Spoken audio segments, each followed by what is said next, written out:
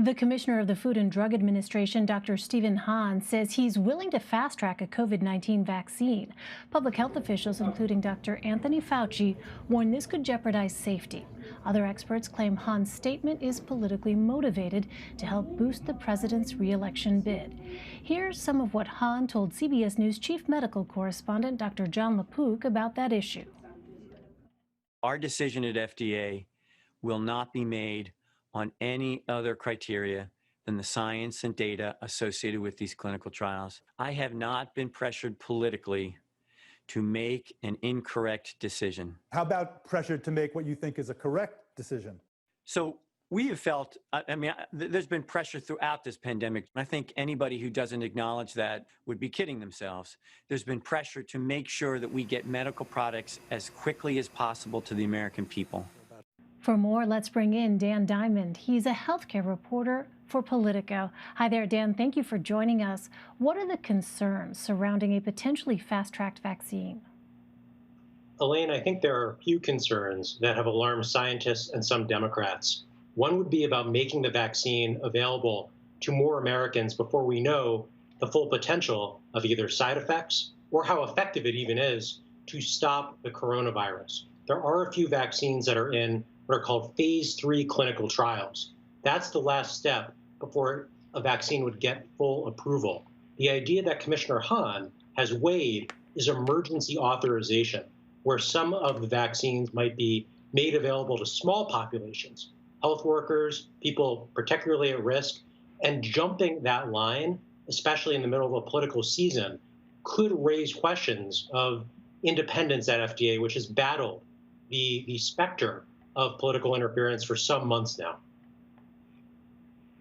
Well, there was also a shakeup at the FDA last week. Former FDA spokesperson Emily Miller was ousted from her post last Friday after just 2 weeks. What happened there, Dan? Emily Miller is a former reporter. She worked at conservative-leaning outlet OAN.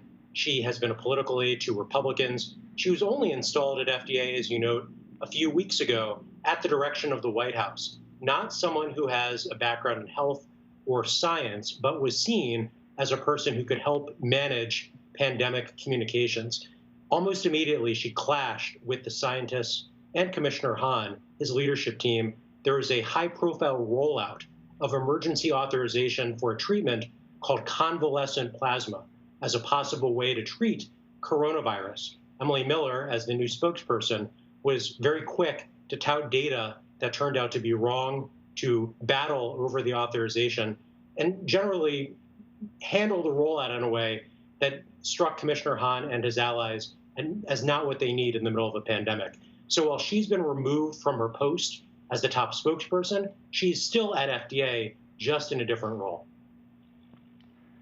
Well, I also want to ask you about some news first reported by your colleague Daniel Lippman that the Department of Health and Human Services is bidding out a contract worth more than $250 million for a communications firm to help with messaging on the coronavirus. Now, he reported the main part of the contract will be for creating PSAs to promote healthy behaviors, but that another goal is to, quote, defeat despair and inspire hope, end quote.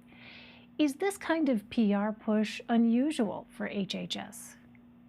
You know, Elaine, I'm not sure that it's unusual because we've seen big communications projects before. During the Affordable Care Act, the Obama administration spent many more millions of dollars, I think almost $700 million, promoting the Affordable Care Act. But the goal there was somewhat different. It was to get Americans to sign up for health coverage, not to make them feel better about the Affordable Care Act.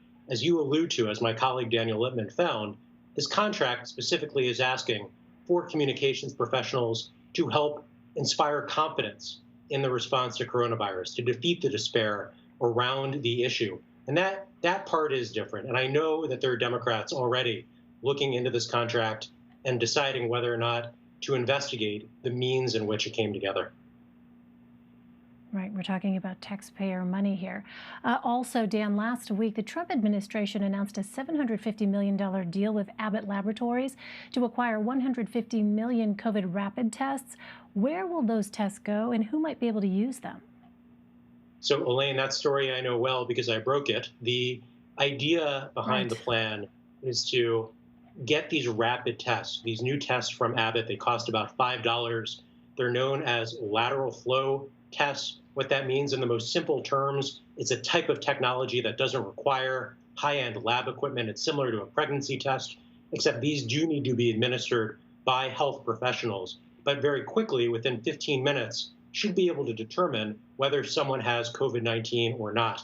Because they need to be administered by professionals, that means that they'll probably be deployed in places like schools, where there might be a school nurse, or at nursing homes, where staff are trained on equipment like this. The Trump administration is still trying to figure out what to do with all of these tests, but they are cornering the market on all 50 million that Abbott is going to be producing every month for a total of 150 million tests. That's a lot of tests. That would significantly expand the amount of testing that has been done in the US. So they have a bunch of different pathways. And when we were reporting the story last week, there still wasn't a definitive path on where all the tests would go.